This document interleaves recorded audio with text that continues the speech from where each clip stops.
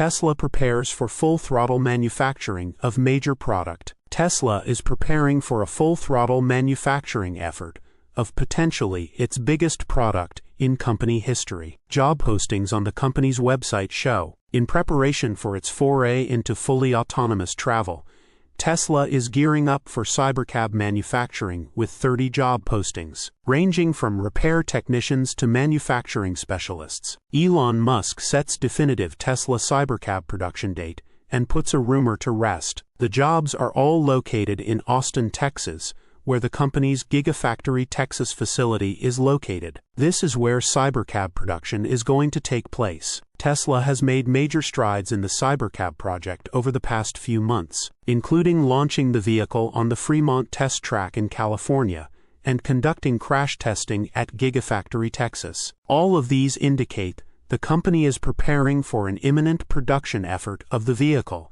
which, as Elon Musk said during last week's earnings call, will be void of a steering wheel or pedals. Tesla has the second quarter of 2026 as its projected start date for cybercab production. It also plans to launch Semi and Megapack 3 for volume production starting next year, which will also be two major contributors to the company. Musk spoke in great detail during the earnings call last week about cybercab's potential to change the grand picture of the automotive market, comparing other vehicles in the Tesla lineup to a little bit of the horse carriage thing. He said, "That's really a vehicle that's optimized for full autonomy. It in fact does not have a steering wheel or pedals, and is really an enduring optimization on minimizing cost per mile for fully considered cost per mile of operation. For our other vehicles, they still have a little bit of the horse carriage thing going on where, obviously, if you've got steering wheels and pedals, and you're designing a car